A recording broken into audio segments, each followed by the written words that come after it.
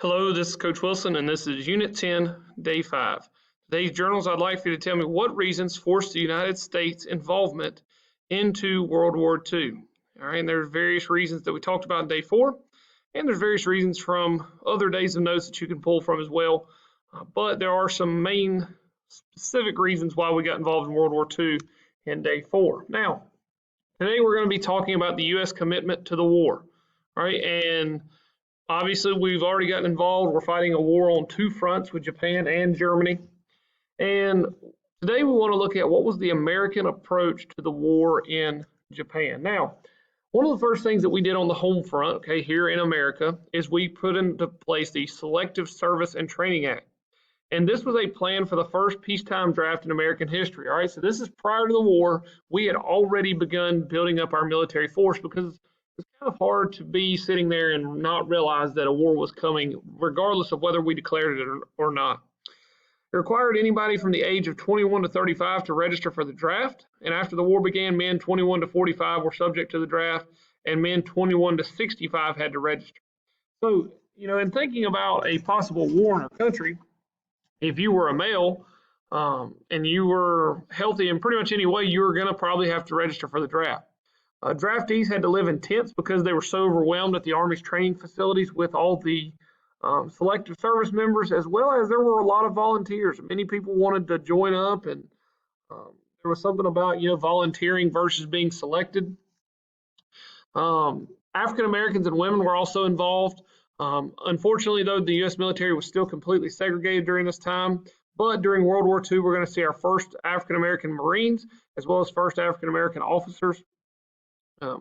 We're also going to put into place the Double V campaign, and it began out of the Pittsburgh Courier stating that African Americans should join the war in order to achieve a double victory over the racism from Hitler and a victory over racism at home. And essentially, that's kind of the idea behind African Americans fighting in the war, or maybe not. That's not the only reason, obviously, but African Americans are fighting in the war, and then people who are at home fighting against racism and against civil rights issues and things of that nature are going to say that, hey, this is also a great opportunity. We need to push this for African American people and realize that there's not just racism in Germany. Now, women also joined, and they joined what is called the Women's Army Corps. They did things such as repairing equipment, served as electricians and other jobs. Obviously, women are going to also serve as nurses, which is something that is very famous for World War II. But there's going to be this huge push to get women involved in the factories, as well as trying to help make sure that the wartime economy is functioning. Here are some posters trying to recruit women for your country's sake today, for your own sake tomorrow.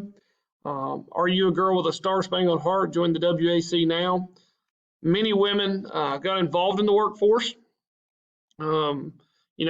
Employers were forced in some ways to recruit women and minorities because they were, sending many of their employees overseas to fight. Rosie the Riveter is going to be a huge persona that is built during this time and becomes a symbol of the campaign to hire women in the workforce. Eventually, by the time the war is over, roughly about 2.5 million women will be employed in shipyards, factories, and other plants. And women are going to find freedom and independence, changing attitudes about women forever. Really, one of the biggest steps in women's rights was not women's suffrage, even though it was a huge step. What was one of the biggest steps in women's rights was World War II and women's involvement in the war, because these women directly worked on and helped win a war that without their help, there was no way they would have won. So you've got a very important step in women's rights during this war. African Americans, like I said, were also involved in the workforce as well as the war effort. Many African Americans moved to different portions of the country. World War II is one of the things that's responsible for larger populations of different minorities moving to different places, because they had different places that these minorities could go. And for African American people, it worked out great because they were able to get into better jobs and find better places to work. But African Americans did eventually threaten to march on Washington if they weren't allowed to have jobs in some of these wartime factories, etc., because they are good jobs. And so Roosevelt, in his infinite wisdom, issued Executive Order 8802, saying that there would be no discrimination in the employment of workers in defense industries or government because of race, color, creed, or national origin. Now, if you think about modern day lingo in regards to government policies and things of that nature, this was kind of a stepping stone for that. Is the executive order was, kind of, it laid the foundation that a company should not discriminate against an employee on the basis of race or color or creed or anything else. Okay. Because of this, you're going to see what, like I talked about, the second Great Migration of 1940 to 1970, and that's going to push African American people towards the West.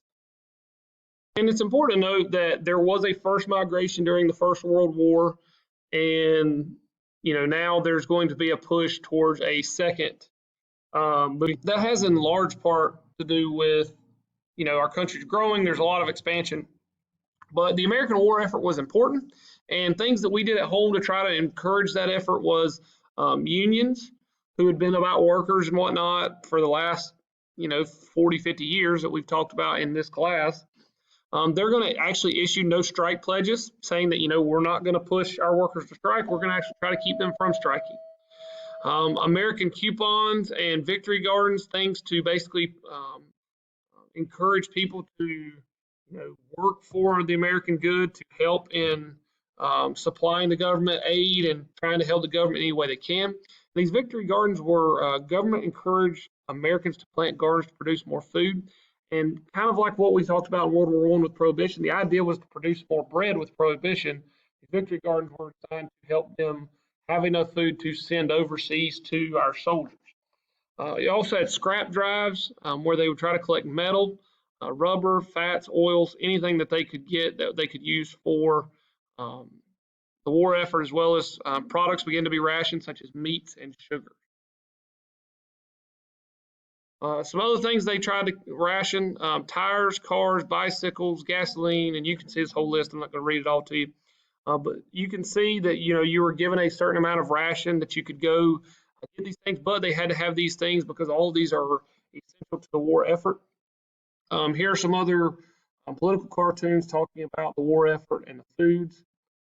Okay, tax collection was also important during the war. 45% of tax collection was covered. Tax collection covered 45% of the entire war funding that we needed. Americans also bought bonds, much like they did during World War I, which helped pay for the war by buying from the government. It was like a loan of your money to the government, and then you would cash them later for interest. We also have struggled a little bit too because of during the Battle of the Atlantic, U-boats had began sinking U.S. merchant ships, and because of this, we decreased the speed limit to 35, drove without headlights and blackout curtains. And essentially what it was is we were trying to keep from the shore lighting up our ships so that U-boats could not sail up and sink our boats. And so they had to decrease the speed limit because of no headlights, but also doing that on the coast protected our ships. The last thing is the Zoot Suit riots. In Los Angeles, racism against Mexicans and fear of juvenile crime began linked to the Zoot Suit. Clothing seen as unpatriotic during World War II is using too much cloth that was seen as a waste. In June of 1943, rumors that sailors had been attacked by Zoot Suiters caused a fight between soldiers and sailors and these Zoot Suiters. And most of the Zoot Suiters tended to be Mexican American people and living in neighborhoods in Los Angeles. And then after several days of violence, LA actually banned the Zoot Suit. So wearing a specific type of suit was banned because it was using too much cloth. All right, here's your vocabulary. We'll continue more with World War II in our next lesson. If you have any questions, please let me know. If not, I'll talk to you soon.